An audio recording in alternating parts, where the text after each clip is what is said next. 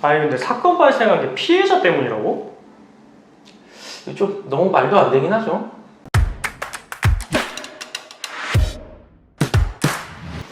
안녕하세요, 로이어 프렌즈입니다. 예, 오늘 오전에 사회적으로 굉장히 큰 공분을 샀던 사건이 하나 판결 선고가 된 게 있어요. 네. 박사방 사건이라고 다들 아시죠? 네, 많이 알죠. 예, 조주빈 씨 관련 조주빈이, 사건인데, 예. 예.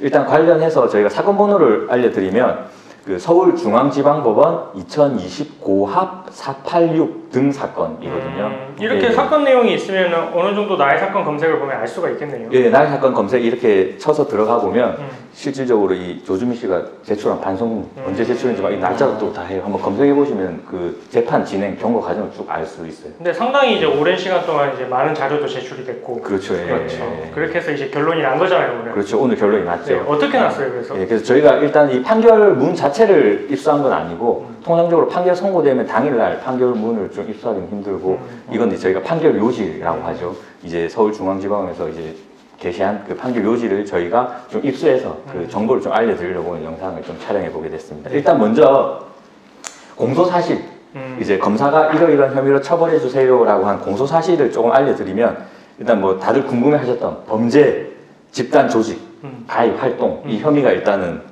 가항으로 딱 들어가 있네요. 네. 그리고 이제 조주빈 씨 관련해서는 성착취물 제작, 그리고 유포, 그리고 아동 청소년 대상 강간, 아유, 그리고 강요 및 사기, 예, 개인정보 취득 등 개별 범행 이런 식으로 일단 돼 있어요. 범죄 상당히 많죠. 네. 예. 그리고 뭐 다른 이제 공동 피고인들도 있는데 이제 거의 비슷해요. 그 개별 범행이라고 해가지고 이제 있는데 죄명은 거의 다 유사하게 거의 다 겹치는 형태가 돼 있죠. 특히 지금 이 사건 같은 경우에는 전체적으로 이제 다 유죄가 선고된 거고 네.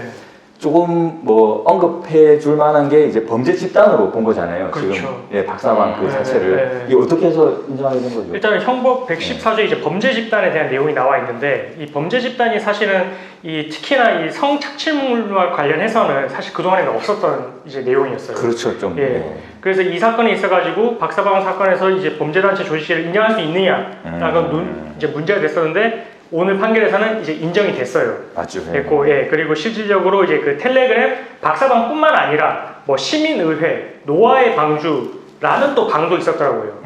예. 그 방에서 조직적으로 어떻게 보면 이제 그 조주빈의 지시에 의해 가지고 그 구성원들이 각자 이제 맡은 역할을 이제 유사하게 이제 수행을 했다라고 해요. 일사불란하게 움직인 거예요. 예, 그래서 이제 이런 모든 걸 보면 하나의 목적으로 이제 같은 역할을 수행을 했다라고 볼 수 있어가지고 범죄 조직으로 본 거죠. 아, 그러면은 이제 조주빈이 저건 단독 범행이고 나는 옆에서 그냥 도와만 준 것 뿐이다 이런 식으로 못 빠져나가고 그렇죠. 같은 이제 범죄 단체니까 똑같이 처벌을 받게 된 거네요. 맞습니다. 예, 그렇습니다. 그리고 그 또 특이한 게 재판 진행 과정 중에 조금 특이한 게 하나 발생했더라고요. 예, 혹시 어떤 점이 있을까요? 그 내용상으로. 그 조주빈 말고 나머지 그 공범 중에 한 명이 이제 위헌법률 제청 신청을 했어요. 진짜요? 네. 그래서 어떤 거에 대해서 제청을 신청했나 보니까 이제 그 아청법 있잖아요. 네. 아청법에 이제 음란물 제작, 배포 등 죄가 헌법에 위반된다. 아니 반성을 하기에도 부족한 시간에 그러니까요. 사실 좀 말도 안 되긴 하죠. 이제 아동 청소년을 대상으로 해가지고 이렇게 음란물을 만들고 배포하는 행위 자체가 처벌하는 게 위헌적인 일이다라고 주장을 한 건데 당연히 이거는 뭐 말도 안 되는 주장이니까 바로 기각이 됐죠. 근데 오히려 이거는 이제 재판 과정에 이런 거를 시도했다는 것 자체가 반성을 하지 않는다고 봐가지고 굉장히 또 형이 또 가중되는 요소로 작용하지 않았을까 싶습니다. 정말 진정한 반성이냐? 네. 그런 기사도 많이 떴잖아요. 반성문을 제출하고 있는데 그 반성문 내용이 실질적으로 반성이 아니다. 이런 기사들도 좀 많았었잖아요. 뭐 횟수도 뭐 네. 문제가 됐었고 많이 이슈가 됐었어요. 네.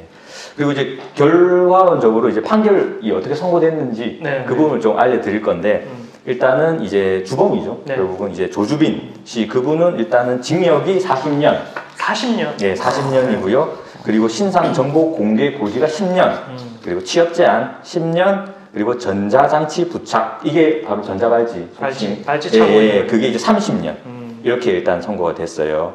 예, 40년 선고가 됐는데 통상적으로 우리나라에서 유기징역 상한이 네, 일단은 경합범 되면 50년까지 될 수 있는 거죠.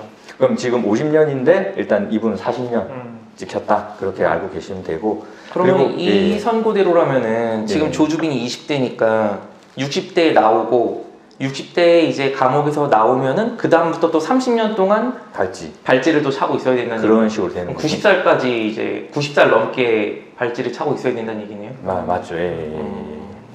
그리고 뭐 다른 이제 공범자들도 보면 이제 피고인 이땡민이라고 있는데 이분은 보면 범행 당시에 만 15세였어요. 미성년자네요. 예. 근데 지금 이분은 징역이 장기 10년, 단기 5년. 결국 소년범으로는 거의 최상한 찍은 거죠. 이게 의미가 뭐냐면 단기 5년을 지날 때 이제 어떻게 보면 이제 행형 성적이 우수하면 그렇죠. 석방이 될 수도 있다는 의미예요. 장기가 10년이라고 해서 10년을 다 채우는 게 아니라 단기 5년만 지나면 또 나올 수 있다는 소리인데 그럼 이 사람이 나오게 되면 사실은 이제 20대잖아요. 그렇죠. 이런 문제도 또 있네요. 그런 부분도 있을 수도 근데 있죠. 좀 이렇게 미성년자가 이 정도로 계획적이고 좀 추악한 범죄에 가담했다는 사실이 굉장히 충격적이긴 하네요.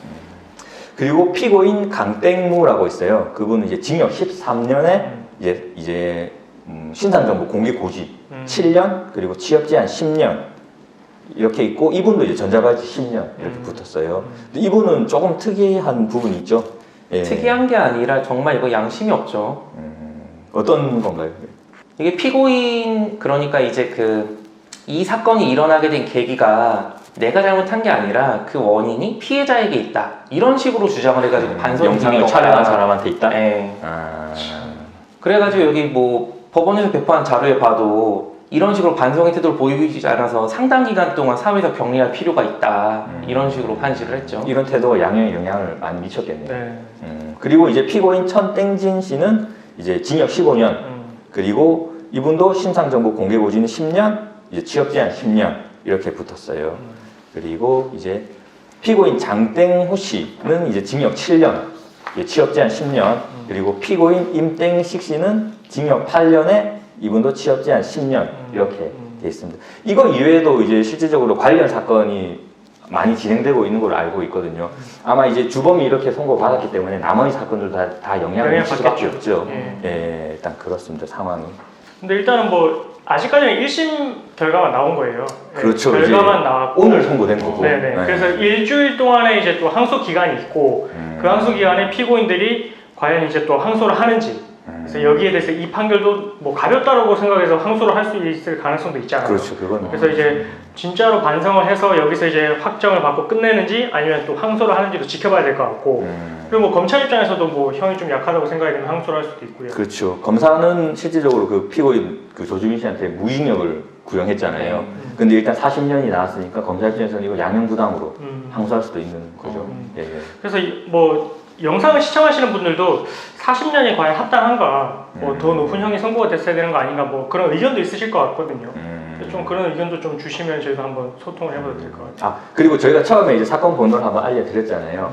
이거 검색해 보시면 그 진행 내용이 쭉 다 나오는데 항소했는지 여부도 확인이 가능하거든요. 맞아요. 항소장 들어가면은 몇 월 며칠날 접수되었다 이런 거 네, 뜨거든요. 네. 그렇게 되면 기사보다 더 빨리 갈 수도 있는 상황이 생길 수도 있죠.